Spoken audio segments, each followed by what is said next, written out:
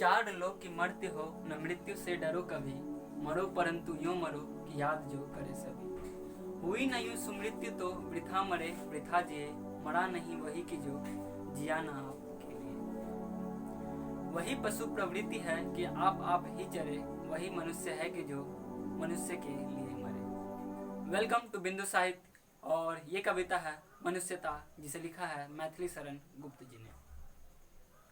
मनुष्यता अर्थात मानवीय मूल्य, वे मूल्य जो मनुष्य को मनुष्य बनाते हैं, वे मूल्य जो एक पशु और एक मनुष्य में अंतर बताते हैं, वे मूल्य जो मनुष्य को एक महान श्रेणी प्राप्त करने का अवसर देते हैं, वे मूल्य जिन्हें अपनाकर मनुष्य मानव से महामानव और फिर देवत्व की श्रेणी को प्राप्त कर सकता है, देवता बन सकता है। यही है मानवीय मूल्य, मनुष्यता। इस कविता के जरिए मैथिली शरण गुप्त जी ने मनुष्य को उपदेश दिया है, उन्हें यह बताया है कि आदमी किस तरह से मानवीय मूल्यों को अपनाकर अपने जीवन को सुधार सकता है और वह एक वास्तविक मनुष्य बन सकता है। यही उपदेश कवि मैथिली शरण गुप्त जी ने इस कविता में दिया है। परमात्मा ने हम सभी को अपनी अनुकृति का बनाया है, अपने ही जैसा बनाया है, अपने ही समान बनाया है। हम सभी के अंदर परमात्मा का ही अंश आत्मा के रूप में विद्यमान है। हम सभी के अंदर परमात्मा का वास है। परमात्मा ने जब हमें बनाया तो हमारे अंदर मानवीय मूल्यों के साथ साथ तृष्णाएं भी डाल दी हैं।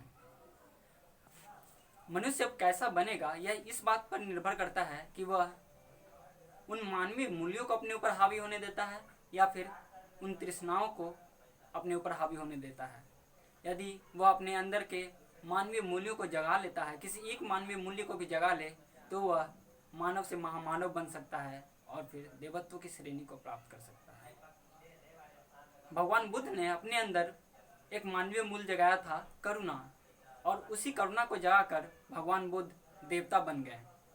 तो इसी तरह से कवि मैथिली शरण गुप्त जी ने इस कविता में हमें यह उपदेश दिया है कि कौन कौन से मानवीय मूल्यों को अपनाकर हम मानव से महामानव की श्रेणी को प्राप्त कर सकते हैं। तो शुरू करते हैं यही कविता।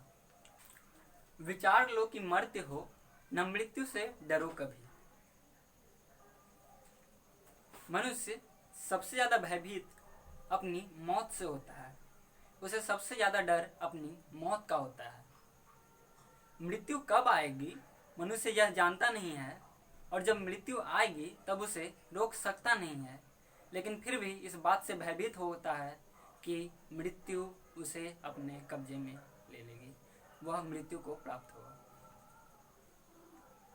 तो कवि ने कहा है कि विचार लो कि मरते हो, यानी मर्त्य मतलब होता है मरणशील, जो एक ना एक दिन समाप्त हो जाएगा, मर ही जाएगा, खत्म हो ही जाएगा। तो कवि कहते हैं विचार लो कि मरते हो न मृत्यु से डरो कभी। मृत्यु से नहीं डरो, क्योंकि एक ना एक दिन सबको मरना ही है। ये धरती मर्त्य लोक है, यहाँ जो भी जन्म लिया है उसको मरना ही है।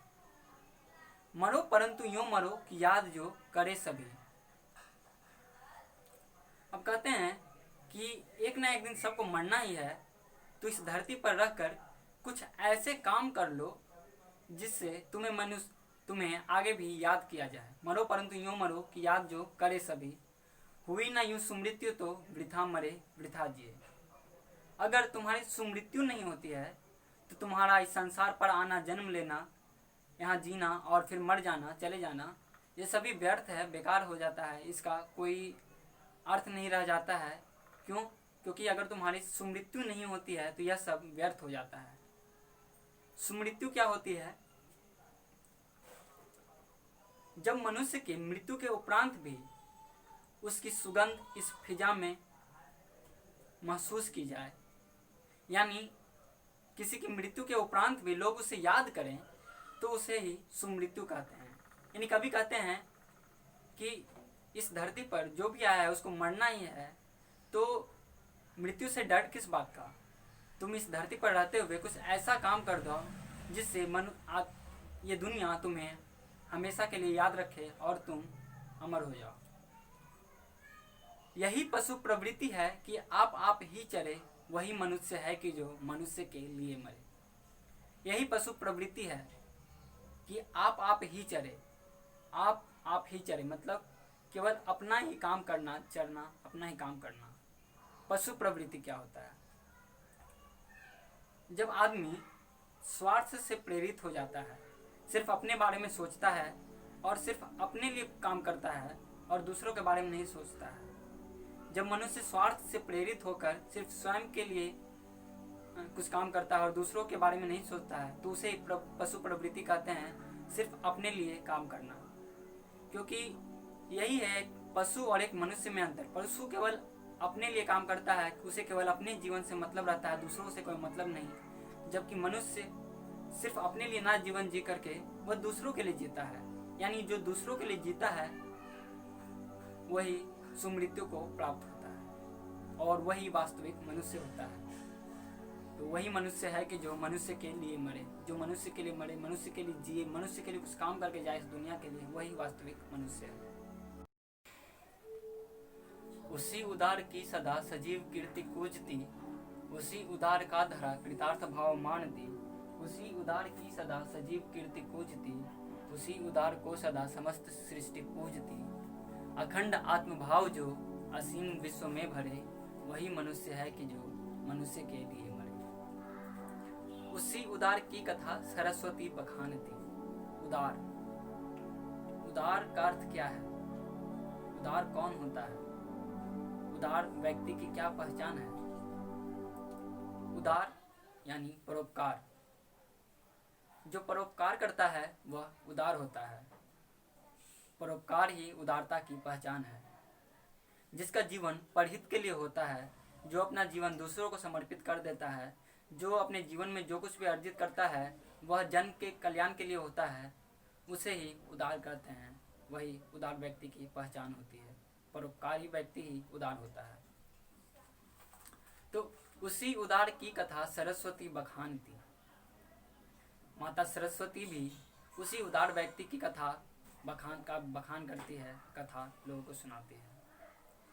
यहाँ माता सरस्वती का तात्पर्य ज्ञान विज्ञान के साधनों से है, जैसे पुस्तक, पुस्तिकाएं, कॉपी, किताब, पत्र, पत्रिकाएं इत्यादि। तो कहने का तात्पर्य यह है कि जो व्यक्ति उदार होता है, परोपकार करता है, सिर्फ उन्हीं लोगों के बारे में इन पत्र पत्रिकाओं में लिखा जाता है, पुस्तकों में लिखा जाता है और लोग उनके बारे में पढ़ते हैं। यानी ये जो परोपकारी व्यक्ति होते हैं, जो उदार होते हैं, वही इतिहास बना पाते हैं, वही इतिहास रचते हैं। उसी उदार की धरा कृतार्थ भाव मानती, उसी उदार की सदा सजीव कीर्ति कूजती, उसी उदार को सदा समस्त सृष्टि पूजती। यानी जो उदार होता है उसी की धरा जो है, ये जो धरती है, उसका आभार प्रकट करती है, उसी की आभारी होती है यह पूरी धरती। ये जितने भी लोग होते हैं धरती पे, ये सभी उस उदार व्यक्ति के आभारी होते हैं। जैसे एडिसन ने बल्ब खोजा, एडिसन ने बल्ब का आविष्कार किया, उसे खोजा। तो यदि एडिसन साहब ऐसा कहते हैं कि इस बल्ब को मैंने खोजा है और यह बल्ब जो है अब मैं किसी को नहीं दूंगा, यह सिर्फ मेरे घर को रोशन करेगा, इस बल्ब पे सिर्फ मेरा कॉपीराइट है और इस बल्ब को कोई और इस्तेमाल नहीं करेगा, सिर्फ मेरा ही घर रोशन होगा, तो क्या आज जो दुनिया है वह एडिसन को मानती है, एडिसन को महान मानती? क्या एडिसन जो है वह परोपकारी होता? नहीं। तो एडिसन ने क्या किया कि वो बल्ब उसने अपनी मेहनत से खोजा और फिर उसने अपनी मेहनत को, अपने जीवन में जो अर्जित किया, ये ज्ञान, इसको जन को दे दिया, लोगों को दे दिया, परोपकार किया उसने। और इसीलिए आज जो पूरी धरती है एडिसन के इस उपकार को मानती है कि उसने बल्ब खोजा और पूरी दुनिया को रोशन किया। और उसी की पूजा होती है, उसकी सजीव कीर्ति कूजती है, लोग उसको मानते हैं। आज भी एडिसन लोगों के दिलों में जिंदा होगा, लोग उसको मानते हैं। अखंड आत्मभाव जो असीम विश्व में भरे, वही मनुष्य है कि जो मनुष्य के लिए मरे। अखंड आत्मभाव मतलब जो इस विचारधारा को मानते हैं कि इस धरती पे जितने भी जीव हैं, इन समस्त प्राणियों को, समस्त जीवधारियों को परमात्मा ने बनाया है और सभी में परमात्मा का ही अंश रूपी आत्मा विद्यमान है, सभी के अंदर आत्मा का वास है। और इस नाते इस धरती पर जितने भी जीव हैं, जीव जंतु हैं, वे सभी हमारे भाई बंधु हैं, चाहे वह किसी भी धर्म, वर्ग, समुदाय या श्रेणी से ताल्लुक़ रखते हों। वे सभी हमारे परिवार के समान हैं, हमारे भाई बंधु हैं। और जो इस विचारधारा को मानता है वही अखंड मनुष्य है, यानी अखंड आत्मभाव जो असीम विश्व में भरे, वही मनुष्य है कि जो मनुष्य के लिए मरे। Thank you. क्षुधार्थ रंतिदेव ने दिया करस्त थाल भी, तथा दधीची ने दिया परार्थ अस्थि जाल भी। उसी नर क्षितिज ने स्वमांस दान भी किया, सहर्ष वीर कर्ण ने शरीर चर्म भी दिया। अनित्य देह के लिए अनादि जीव क्या डरे, वही मनुष्य है कि जो मनुष्य के लिए मरे। वेलकम टू बिंदु साहित्य, और ये है कविता मनुष्यता का तीसरा भाग। इसमें इस स्टैंजा में कवि मैथिली शरण गुप्त जी ने इतिहास से कुछ उदार व्यक्तियों के उदाहरण दिए हैं और यह दिखाया है कि जो मनुष्य उदार होता है, जो परोपकार जैसे मानवीय मूल्यों को अपनाता है, वही वास्तविक मनुष्य होता है। तो पहला उदाहरण है क्षुधार्थ रंतिदेव राजा का, दूसरा उदाहरण है महर्षि दधीची का, तीसरा उदाहरण है राजा रंतिदेव और राजा क्षितिज का, और चौथा उदाहरण है वीर कर्ण का। तो पहले देखते हैं राजा रंतिदेव के बारे में। राजा रंतिदेव एक दयालु प्रवृत्ति के राजा थे, प्रजापालन थे, अपने प्रजा के सुख दुख का ख्याल रखते थे। एक बार उनके राज्य में वर्षा नहीं हुई और वर्षा नहीं होने के कारण अनाज का संकट आ पड़ा, अनाज की कमी हो गई। स्वयं राजा को कई दिनों तक भूखा रहना पड़ा। तो बहुत दिन भूखे रहने के बाद एक बार उन्हें एक थाली अनाज मिला, भोजन मिला। वह भी उनसे किसी भिक्षु ने भिक्षा में मांग ली और राजा ने उसे भी दान कर दिया। तो इतने उदार थे राजा रंतिदेव। दूसरा उदाहरण है महर्षि दधीची का। महर्षि दधीची ने हजारों वर्ष तक तपस्या करके अनेक शक्तियाँ प्राप्त की थी। एक बार वृतासुर नामक राक्षस ने देवताओं पर हमला कर दिया और इसका सामना कोई देवता नहीं कर सके और समस्त देवता और मानव जाति पर संकट आ गया। तो देवतागण अपने प्राणों की रक्षा हेतु त्राहिमाम करते हुए महर्षि दधीची के पास पहुंचे और उनसे रक्षा की गुहार लगाई। तो महर्षि दधीची ने अपनी अस्थियों का दान कर दिया ताकि उससे वज्र बन सके, और वज्र बनाकर देवराज इंद्र ने वृतासुर नामक दैत्य का अंत किया। तो एक जीवित ऋषि ने महर्षि दधीची ने मानव कल्याण के लिए और देवताओं की रक्षा के लिए अपना प्राण न्यौछावर कर दिया, अपनी अस्थियां दान कर दी। तो इतने उदार थे महर्षि दधीची। अगला उदाहरण है राजा उसिनर और क्षितिज का। कई किताबों में क्षितिज का मतलब राजा दिया हुआ है, लेकिन यहाँ क्षितिज जो है राजा का नाम है, और उसिनर राजा और क्षितिज राजा दोनों में लगभग 500 वर्ष का अंतर है। तो इन दोनों के साथ सेम घटना हुई, एक ही जैसी घटना दोनों के साथ हुई। जब ये राजा अपनी न्याय के लिए लोकप्रिय थे, प्रजापालन के लिए लोकप्रिय थे, ये भी दयालु थे। तो इससे इनकी प्रसिद्धि के कारण जो देवराज इंद्र थे उनको भय हो गया कि अब उनके जो राज सिंहासन है उस पर खतरा आ रहा है, और इसीलिए देवराज इंद्र जो है वह इन राजा उसिनर और क्षितिज की परीक्षा लेने के लिए चले गए। तो देवराज इंद्र जो है वो एक बहेलिया का रूप धारण करके गए। बहेलिया जो होता है चिड़िया को मारता है। तो बहेलिया रूपी देवराज इंद्र ने एक पक्षी का शिकार किया और वह पक्षी गिरकर वहीं गिरा जहाँ पर ये राजा अपना न्याय कर रहे थे। तो राजा ने कहा कि यह पक्षी मेरे शरण में आया है, मेरा शरणागत है, मेरा शरणार्थी है, और यह मेरा कर्तव्य है कि अपने शरण में आए हुए इस पक्षी की मैं रक्षा करूं, इसे न्याय दूं। और इसलिए राजा ने उस पक्षी को, उस बहेलिए को यानी देवराज इंद्र को देने से मना कर दिया।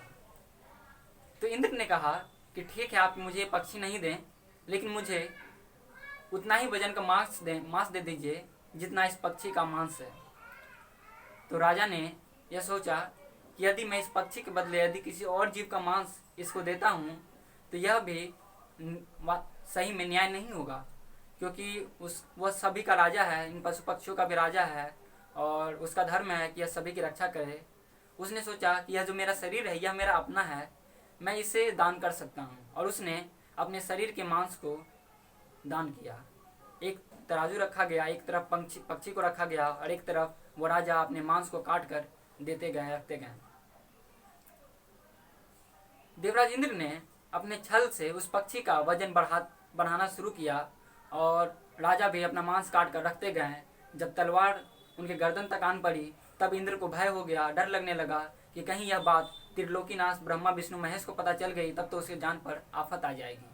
और उसने राजा से माफ़ी मांगी, क्षमा मांगी। यानी इतने उदार राजा थे कि एक पक्षी की रक्षा करने के लिए उन्होंने अपने शरीर को दांव पर लगा दिया, अपने शरीर के बोटी बोटी करवा दी। अगला उदाहरण है वीर कर्ण का। कर्ण महाभारत का वह दानी, महाभारत का वह पुरुष जो अपने दान के लिए ख्यात था। तो महाभारत युद्ध पांडव और कौरव के बीच हुआ था। पांडव में श्रेष्ठ धनुर्धर अर्जुन थे और कौरव में वीर कर्ण, और दोनों घोर प्रतिद्वंदी थे, दोनों महान थे। जो कर्ण थे वो सूर्य पुत्र थे और जो अर्जुन थे वह इंद्र के पुत्र थे। तो इंद्र को भय हुआ कि कहीं उसका पुत्र जो है युद्ध में कर्ण के हाथों परास्त ना हो जाए, इसलिए उन्होंने अपने पुत्र इंद्र की रक्षा के लिए चले गए कर्ण के पास और उनसे जाकर भिक्षा मांगी। कर्ण महादानी थे और वह कभी भी किसी को भिक्षा देने से पीछे नहीं हटते थे। तो इंद्र एक भिक्षु का रूप धारण करके इंद्र के पास चले गए और उनसे उनका कवच मांग लिया। वह कवच जो उनकी सुरक्षा कर रहा था, वह कवच जो वीर कर्ण के चमड़े के अंदर ही था और उनकी सुरक्षा कर रहा था, उस कवच को उस इंद्र ने दान में मांग लिया। इंद्र ने खुशी खुशी अपने शरीर के चर्म को काटा और उससे वह कवच निकालकर इंद्र को दान कर दिया और कहा कि हे इंद्र, आपको इतना छल करने की आवश्यकता क्या थी? आप मुझसे पहले ही कह देते तो मैं यह कवच आपको दे देता। यानी इतने उदार थे ये लोग, जिसका उदाहरण मैथिली शरण गुप्त जी ने दिया है। अर्थात इन्होंने बताया है कि तुम उदार हो, तुम मानवीय मूल्यों को अपना कर जियो, तुम एक वास्तविक मनुष्य बनो, अपने शरीर की चिंता मत करो, अपना कर्म करो, वास्तविक मनुष्य बनो। अनित्य देह के लिए अनादि जीव क्या डरे? अनित्य देह, अनित्य मतलब होता है जो नित्य नहीं है, जो मर जाएगा, जो नाशवान है, जो समाप्त हो जाएगा एक दिन। यानी यह शरीर जो अनित्य है, जो समाप्त होने वाला है, तुम इसकी चिंता क्यों करते हो? अनित्य देह के लिए अनादि जीव क्या डरे? अनादि जीव, अनादि यानी जो अमर है, अमर जीव यानी तुम्हारे अंदर जो आत्मा है वह तो कभी नहीं मरेगा। ये शरीर समाप्त हो सकता है, लेकिन तुम्हारे शरीर के अंदर जो आत्मा है वह तो इस संसार में रहेगा। इसलिए तुम इस शरीर की चिंता मत करो, अपना काम करो, उदार बनो, परोपकार करो, मानवीय मूल्यों को अपना कर जियो, क्योंकि जो इन मानवीय मूल्यों को अपना कर जीता है वही वास्तविक मनुष्य है। Thank you. सहानुभूति चाहिए, महाविभूति है यही, वशीकृता सदैव है बनी हुई स्वयं में ही। विरुद्धवाद बुद्ध का दया प्रवाह में बहा, विनीत लोक वर्ग क्या न सामने झुका रहा। आहा वही उदार है परोपकार जो करे, वही मनुष्य है कि जो मनुष्य के लिए मरे। वेलकम टू बिंदु साहित्य, और ये है कविता मनुष्यता का चौथा भाग। इस कविता को कवि मैथिली शरण गुप्त जी ने लिखा है। तो सहानुभूति चाहिए, महाविभूति है यही। सहानुभूति मतलब होता है सिंपैथी, किसी के साथ सहानुभूति रखना यानी सिंपैथी रखना, यानी उसके दुख सुख को समझना, उसके दुख सुख में साथ देना, उसके साथ संवेदना रखना, यही होता है सहानुभूति। महाविभूति है यही। महाविभूति का मतलब होता है, विभूति का मतलब होता है पूंजी, तो महाविभूति का मतलब है सबसे बड़ी पूंजी। आपने बड़े बड़े लोगों के नाम के साथ महाविभूति सुना होगा, जैसे अब्दुल कलाम भारत के एक महान विभूति थे, सीवी रमन एक महाविभूति थे। तो ये जो महान विभूति होते हैं ये राष्ट्र की पूंजी हैं, किसी देश की सबसे बड़ी पूंजी हैं, क्योंकि इन्होंने देश को अपना ज्ञान दिया है और अपने ज्ञान से इस देश को गौरवान्वित किया है, इसका सिर पूरे देश में ऊंचा उठाया है। तो ये लोग महाविभूति हैं। तो कहते हैं कि सहानुभूति चाहिए, महाविभूति है यही। कहते हैं कि जो सहानुभूति है मनुष्य के अंदर, वही उस मनुष्य का सबसे बड़ा पूंजी होता है। मनुष्य की सबसे बड़ी पूंजी उसकी सहानुभूति होती है। और वशीकृता सदैव है बनी हुई स्वयं मही। मही यानी धरती, यानी ये जो पूरी धरती है यह उसी के वश में होती है, उसी व्यक्ति के वश में होती है जो लोगों के साथ सहानुभूति रखता है। जैसे गांधी के एक इशारे पर सब लोग धरना दे देते थे, सब लोग उतना बड़ा बड़ा संघर्ष करते थे, उतना बड़ा सत्याग्रह का आंदोलन कर देते थे गांधी के मात्र एक इशारे पर। तो ये जो धरती थी, मतलब जो भारतवासी थे उस समय, वो गांधी के वश में थे, गांधी के एक इशारे पर उठ खड़े होते थे। तो गांधी जी लोगों के साथ सहानुभूति रखते थे, सिंपैथी रखते थे, और इसलिए वे उनके वश में होते हैं। यानी जिसके पास सहानुभूति है तो ये जो धरती है यह उसी के वश में रहती है। विरुद्धवाद बुद्ध का दया प्रवाह में बहा, विनीत लोक वर्ग क्या न सामने झुका रहा। विरुद्धवाद बुद्ध का, बुद्ध भगवान बुद्ध, गौतम बुद्ध, तो गौतम बुद्ध का विरुद्धवाद क्या था? गौतम बुद्ध का विरुद्धवाद क्या था? गौतम बुद्ध ने जो हिंदू सनातन धर्म की जो वैदिक धारा थी उससे खिलाफ उनका विरोध था। उनको हिंदू धर्म की वैदिक धारा का उन्होंने विरोध किया था। हिंदू धर्म में जो बलि चढ़ाई जाती है, पशुओं की बलिदान दिया जाता है, इसके खिलाफ बुद्ध ने शांति का प्रस्ताव रखा। उन्होंने शांति को फैलाया और यही था बुद्ध का विरुद्धवाद। तो शुरुआती में जब भगवान बुद्ध ने शांति का संदेश दिया था और ये जो पशुओं की हिंसा होती है इसके खिलाफ थे, वे इसका विरोध कर रहे थे। तो जितने भी ब्राह्मण लोग थे वो उन्होंने बुद्ध का घोर विरोध किया था। भगवान बुद्ध समाधि में बैठे रहते थे, अपनी साधना में लीन रहते थे, और ब्राह्मण आकर उन पर थूक देते थे।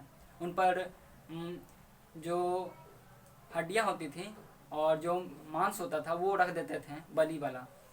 तो इस प्रकार वो बुद्ध को बहुत परेशान किया करते थे, क्योंकि बुद्ध ने सनातन हिंदू धर्म की जो वैदिक धारा थी, जो चली आ रही थी परंपरा कि जो यज्ञ हवन में बलि चढ़ता है, इसके खिलाफ उन्होंने शांति का प्रस्ताव रखा था, शांति फैलाना चाहते थे। तो शुरू में तो बुद्ध का प्रचंड विरोध हुआ, लेकिन कालांतर में जैसे जैसे समय बीता लोग उनकी करुणा के प्रवाह में बहते चले गए। बुद्ध ने अपने अंदर करुणा को जागृत कर लिया था, और जो जितने भी लोग थे विनीत लोक वर्ग क्या ना सामने झुका रहा। तो भगवान बुद्ध का जो दया प्रवाह था, यानी जो उनका करुणा का प्रवाह था, उसमें ये जितने भी लोग थे वे सभी उनकी करुणा को पहचान गए और उनकी करुणा के प्रवाह में बह गए और उनको माने, उनके सामने नतमस्तक हुए, उनके सामने अपना सिर झुकाया। यानी विरुद्धवाद बुद्ध का दया प्रवाह में बहा, विनीत लोक वर्ग क्या न सामने झुका रहा। आहा वही उदार है, परोपकार जो करे वही मनुष्य है कि जो मनुष्य के लिए मरे। अर्थात जो परोपकारी होता है, जो इस तरह के मानवीय मूल्यों को अपनाकर जीता है, दया करुणा जैसे मानवीय मूल्यों को अपनाकर जीता है, लोगों के साथ सहानुभूति रखता है, वही लोग वास्तविक मनुष्य हैं। Thank you.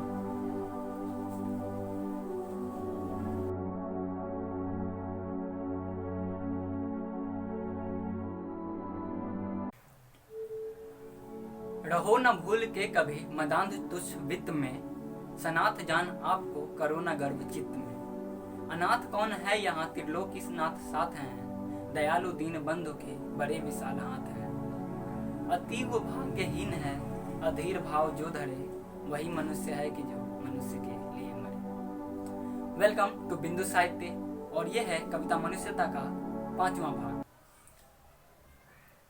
तो कविता है, रहो न भूल के कभी मदांध तुच्छ वित्त में।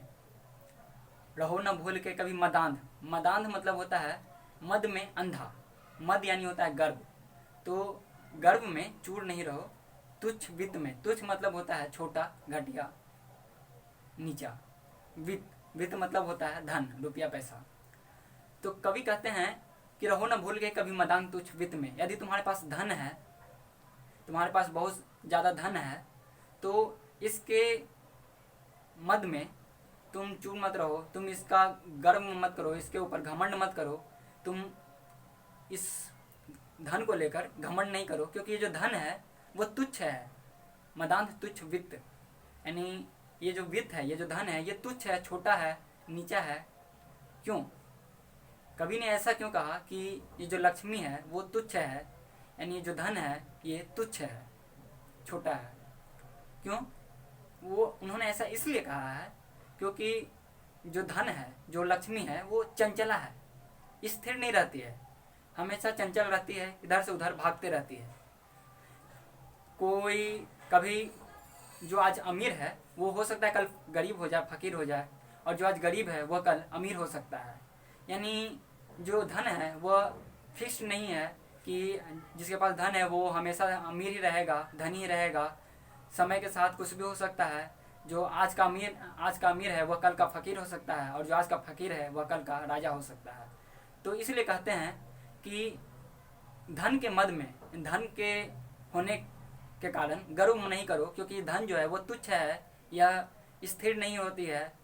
वह धन जो है वह किसी के भी पास हो सकता है। जो आज का अमीर है वह कल का गरीब हो सकता है, और जो आज गरीब है वह कल अमीर हो सकता है। इसलिए धन के लिए तुम अभिमान मत करो, धन तो तुच्छ है।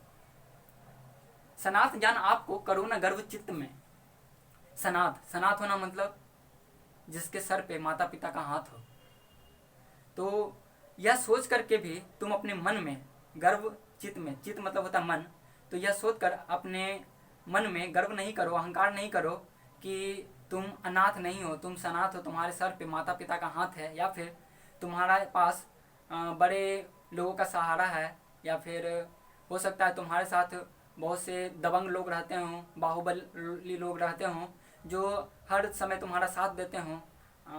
तुम कुछ भी करते हो तो उसमें तुम्हारा साथ देते हों। तुम्हारे पास हो सकता है प्रसिद्धि हो, तुम बहुत प्रसिद्ध हो, तुम्हारे पास किसी भी चीज़ का यदि हाथ है, सहायता है, तो तुम इस पर भी घमंड नहीं करो। हो सकता है तुम प्रसिद्ध हो इसलिए तुम कुछ भी कर सकते हो, या फिर तुम्हारे ऊपर बहुत से बलवान लोगों का हाथ है, तुम्हारे ऊपर बलवान लोगों का साथ है, तो इस बात पे भी तुम गर्व नहीं करो, घमंड नहीं करो, इतराओ नहीं कि मेरा कोई कुछ नहीं बिगाड़ सकता है क्योंकि मेरे साथ ये है, ये आदमी मेरे साथ है। क्योंकि इस धरती पर कोई भी अनाथ नहीं है। अनाथ कौन है यहाँ? त्रिलोकीनाथ साथ हैं। इस धरती पे कोई भी अनाथ नहीं है, त्रिलोकीनाथ सबके साथ हैं। त्रिलोकीनाथ, तीनों लोकों के स्वामी, वो परमात्मा सबके साथ हैं। वो परमात्मा सबके पिता हैं, सबका एक साथ वो ध्यान रखते हैं, सब पर उनकी दृष्टि रहती है। वह सबके स्वामी हैं, सबके पिता हैं।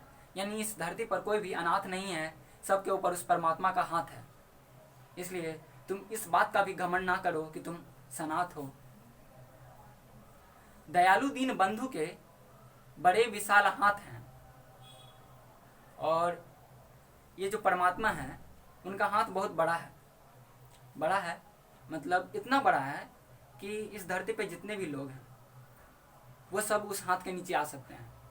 मतलब जितने भी गरीब, दीन, दुखी लोग हैं, जितने भी लोग हैं इस धरती पर, जो दुखी हैं या सुखी हैं, जैसे भी हैं, सभी के ऊपर परमात्मा का हाथ आ सकता है। इतना बड़ा हाथ है, मतलब सभी जो है उस परमात्मा के हाथ के नीचे, परमात्मा के आशीर्वाद में सभी हैं। परमात्मा का आशीर्वाद सबको मिल रहा है, सबके ऊपर परमात्मा का साथ है। यानी कोई भी अनाथ नहीं है, दयालु दीन बंधु के बड़े विशाल हाथ हैं। अतीव भाग्यहीन है अधीर भाव जो धरे। लेकिन जो अधीर है, अतीव भाग्यहीन है अधीर भाव जो धरे, जो धीरज से काम नहीं लेता है, व्याकुल रहता है, उसे लगता है कि थोड़ा सा दुख आया तो वह घबरा जाता है कि परमात्मा मेरे साथ नहीं देते हैं, लोग, भगवान मेरा साथ नहीं देता, कोई मेरे साथ नहीं है। वही भाग्यहीन व्यक्ति है, वही भाग्यहीन है जो व्याकुल रहता है, धीरज नहीं रखता, अधीर रहता है, परमात्मा पर भरोसा नहीं रखता है, जो वही अधीर है, वही भाग्यहीन है, वही आदमी। क्योंकि भगवान तो सबका साथ दे रहे हैं, भगवान का हाथ तो विशाल है, वह तो सबका साथ दे रहे हैं। लेकिन जो प्रतीक्षा नहीं करता है, जो धीरज नहीं रखता है, परमात्मा पर भरोसा नहीं रखता है, वही भाग्यहीन है। अतः जो धन और शक्ति का गर्व नहीं करता है, परमात्मा पर विश्वास बनाए रखता है, वही वास्तविक मनुष्य है। Thank you.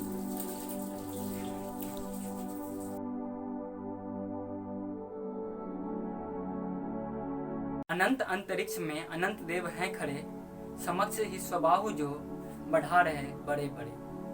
परस्पराव लंब से उठो तथा बढ़ो सभी, अभी अमर्त्य अंक में अपंक हो चढ़ो सभी। रहो न यूं कि एक से न काम और का सरे, वही मनुष्य है कि जो मनुष्य के लिए मरे।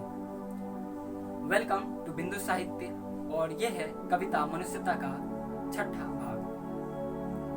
कविता है अनंत अंतरिक्ष में अनंत देव हैं खड़े। कहते हैं कवि कि ये जो अंतरिक्ष है ये अनंत है, इसकी कोई सीमा नहीं है, और इसमें जो देवता हैं वह भी अनंत हैं। इस अनंत अंतरिक्ष में अनंत देवता खड़े हैं, जो समक्ष ही स्वबाहु जो बढ़ा रहे बड़े बड़े, और वे सभी अपना बाँह फैलाए हुए हैं। समक्ष मतलब सामने, वह सभी अपना बाँह फैलाए हुए हैं और अपने बच्चों को, जो लोग हैं उनको अपने बाँह फैलाए हुए उनका इंतजार कर रहे हैं, उनको बुला रहे हैं अपनी गोद में लेने के लिए। परस्पराव लंब से उठो तथा बढ़ो सभी। अब सभी कोई जो धरती पर हैं वो एक दूसरे की सहायता करो ताकि वे परमात्मा तक पहुंच सकें। परमात्मा बाहें फैलाए हुए हम सभी का इंतजार कर रहे हैं। अब हम सभी को एक दूसरे का सहायता करना चाहिए। जो असमर्थ हैं परमात्मा तक पहुंच पाने में, उनकी सहायता करनी चाहिए।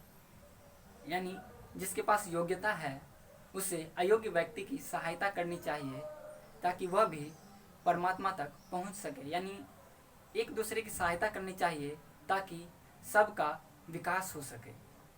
अभी अमर्त्य अंक में अपंक हो चढ़ो सभी। अमर्त्य अंक, अमर्त्य यानी देवतागण, जो भगवान है, परमात्मा है, वो अमर्त्य हैं, उनकी कभी मृत्यु नहीं होती, अमर्त्य हैं। अमर्त्य अंक, अंक मतलब होता है गोद में, अपंक हो चढ़ो सभी। अपंक, पंक मतलब होता है कीचड़, तो अपंक मतलब कीचड़ से मुक्त होना। पंक मतलब कलंक भी हो सकता है, तो कलंक से मुक्त होना। पंक मतलब गंदगी भी हो सकता है, गंदगी से मुक्त होना। तो कहते हैं कि सभी एक दूसरे का सहायता करते हुए परमात्मा की गोदी में चलो, और तुम लोग को एक चीज़ और चाहिए, वो है अपंक होना पड़ेगा। जो अपंक होगा वही परमात्मा की गोदी में चला जा पाएगा, क्योंकि जिसमें गंदगी होती है उसे परमात्मा नहीं अपनाएंगे, वो परमात्मा की गोदी में नहीं बैठ पाएगा। तो जिसमें गंदगी नहीं होगी, जो अपंक होगा यानी गंदगी से रहित होगा, कलंक से रहित होगा, वही परमात्मा की गोद में जा पाएगा। यहाँ सिर्फ शरीर की गंदगी नहीं, यहाँ मन की गंदगी की भी बात है। यदि मन में विकृति है, लोभ है, क्रोध है, अहंकार है, ऐसी विकृति है, तो भी वह परमात्मा के गोद में नहीं जा पाएगा। यानी मन से इन विकृतियों का नाश करना होगा, इन सभी तृष्णाओं को हटाना पड़ेगा, मन को निर्मल बनाना पड़ेगा, तभी परमात्मा के गोद में जा पाएंगे। रहो न यूं कि एक से न काम और का सरे। यानी अब ऐसा नहीं करो कि रहो न यूं कि एक से न काम और का सरे। यानी ऐसा नहीं हो कि एक आदमी दूसरे आदमी की सहायता नहीं कर रहा है, एक काम सरे मतलब काम पूरा होना। तो इस तरह से नहीं रहो कि तुम किसी और के काम ही नहीं आ रहे हो, एक दूसरे की सहायता करो तो एक दूसरे का साथ दो और सब कोई साथ में विकास करो और आगे बढ़ो।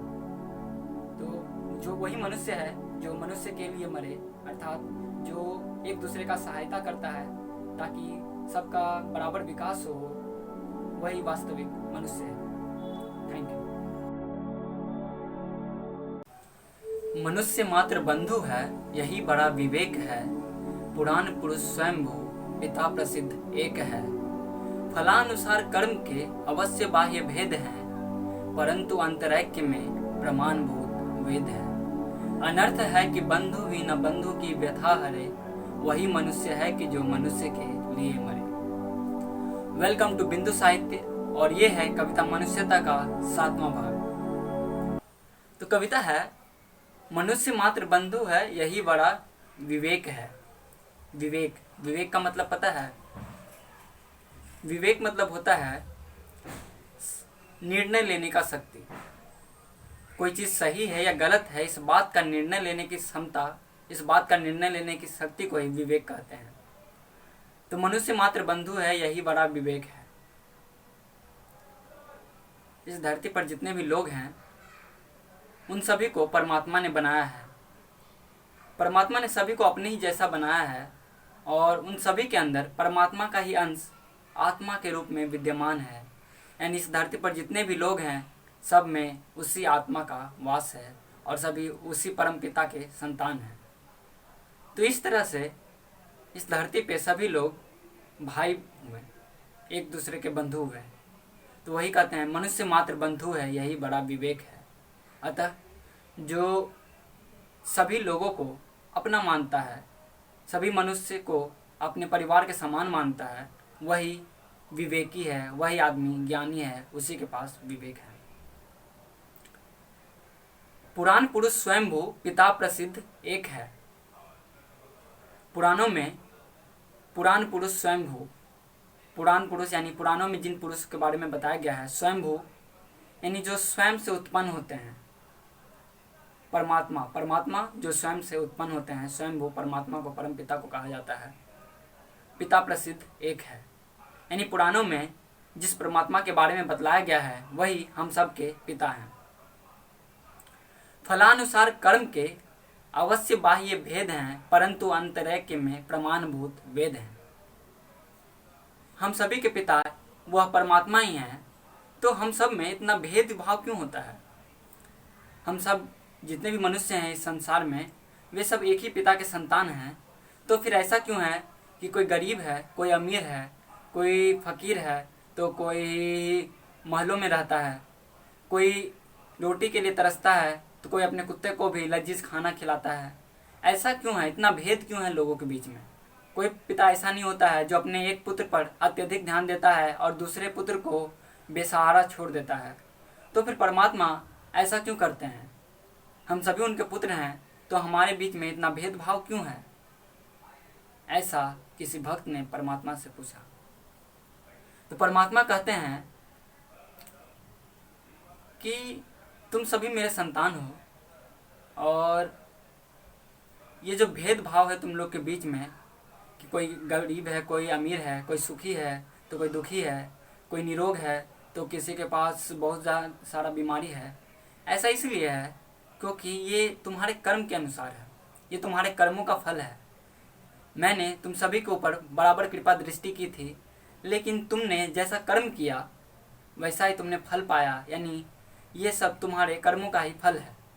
पिता ने तो सबके ऊपर बराबर छत्र छाया रखा, सभी को बराबर अवसर दिया, लेकिन किसी ने उस अवसर का बेहतरीन इस्तेमाल किया, कर्म के अपना अच्छा कर्म किया और उसे बेहतर फल मिला, और कोई जो है उस अवसर का लाभ नहीं उठा सका और वह नीचा रह गया।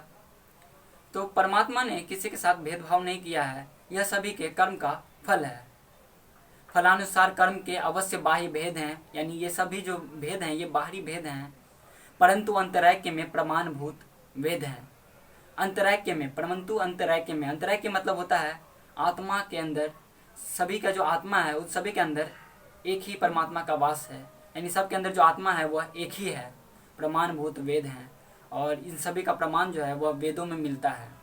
परमात्मा कहते हैं कि सब जन्म मुझे से पाते हैं, फिर लौट मुझे में आते हैं, यानी सब उस परमात्मा से ही निकल करके जन्म लिए हैं और सब मरने के बाद वापस परमात्मा में ही आ जाते हैं, यानी सब के अंदर वो उसी परमात्मा का वास है। अनर्थ है कि बंधु ही ना बंधु की व्यथा हरे। अनर्थ है कि बंधु ही ना बंधु की व्यथा हरे। व्यथा मतलब होता है दुख। तो बंधु ही ना बंधु की व्यथा हरे। बंधु यानी एक दूसरे के भाई जो हैं, यानी संसार में जितने भी लोग हैं एक दूसरे के भाई हैं, लेकिन फिर भी वे एक दूसरे के दुख को नहीं हरते हैं। उनका एक दूसरे के भाई हैं तो उनका काम होना चाहिए कि वे एक दूसरे के सुख दुख में साथ दें, दूसरे के तकलीफों को दूर करने का कोशिश करें। उनमें सामर्थ्य है तो उनको एक दूसरे का सहायता करना चाहिए। यही वास्तविक मनुष्य होते हैं, यानी वही मनुष्य है कि जो मनुष्य के लिए मरे, अर्थात जो परोपकार करता है, जो ऐसी भावना को समझता है कि यहाँ संसार में जितने भी लोग हैं वे मेरे भाई बंधु हैं, वही वास्तविक मनुष्य है। Thank you. चलो अभिष्ट मार्ग पर सहर्ष खेलते हुए, विपत्ति विघ्न जो पड़े उन्हें ढकेलते हुए। घटे न हेल मेल हाँ, बढ़े न भिन्नता कभी, अतर्क एक पंथ के सतर्क पंथ हो सभी। तभी सामर्थ्य भाव है कि ताड़ता हुआ तरे, वही मनुष्य है कि जो मनुष्य के लिए मरे। वेलकम टू बिंदु साहित्य, और ये है कविता मनुष्यता का 8वां और अंतिम भाग। तो शुरू करते हैं कविता। कविता है चलो अभिष्ट मार्ग पर सहर्ष खेलते हुए। अभिष्ट मतलब होता है इच्छित। जो मार्ग आपने चाहा है, अपने लक्ष्य को पूरा करने के लिए जो रास्ता आपने चुना है, उस रास्ते पर सहर्ष चलो, यानी पूरे खुशी और उत्साह के साथ चलो। विपत्ति विघ्न जो पड़े उन्हें ढकेलते हुए, अपने लक्ष्य को प्राप्त करने में उस रास्ते पर चलते हुए जो भी विपत्ति आती है, जो भी संकट आता है, बाधा आता है, उन सभी का सामना करो, उन सभी को ढकेलो, पार करो, उन सभी का सामना करो। घटे न हेल मेल हाँ, बढ़े न भिन्नता कभी, अतर्क एक पंथ के सतर्क पंथ हो सभी। अतर्क मतलब होता है बिना किसी तर्क के, यानी बिना कोई प्रश्न उत्तर किए हुए, कोई सवाल जवाब किए हुए। अतर्क एक पंथ, पंथ मतलब होता है राही। जो किसी रास्ता पे चलते हुए जो आदमी होता है, जो किसी रास्ता पे चल रहा है, उसको कहा जाता है राही, पंथ। तो हम सभी एक ही रास्ते पे चल रहे हैं, अतर्क एक पंथ, यानी हम सभी को एक ही रास्ते पर चलना है। इसलिए घटे ना हेल मेल हाँ, बढ़े ना भिन्नता कभी। इसलिए आपस में जो हेलमेल है वो कभी घटना नहीं चाहिए और मतभेद नहीं आना चाहिए हम लोगों के बीच में। तभी हम लोग अपने लक्ष्य तक सही से पहुंच पाएंगे। अगर आपसी मतभेद रहा, फूट रही, तो हम लोग अपने रास्ते पर चल के अपने लक्ष्य तक नहीं पहुंच पाएंगे। तो इसलिए आपसी मतभेद नहीं बढ़ना चाहिए और भिन्नता नहीं बढ़नी चाहिए, यानी सभी एक दूसरे के साथ अपने विचार को व्यक्त करें और आपसी समझबूझ के साथ आगे बढ़ें। तभी समर्थ भाव है कि तारता हुआ तरे, वही मनुष्य है कि जो मनुष्य के लिए मरे।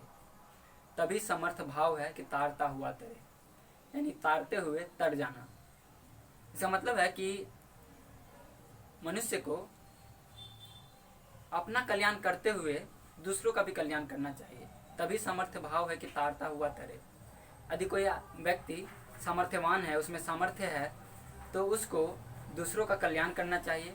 और तो क्या होगा कि दूसरों का कल्याण करते हुए उसका स्वयं का भी कल्याण हो जाएगा। या फिर अपना तो कल्याण हो ही रहा है तो दूसरों का भी कल्याण करना चाहिए।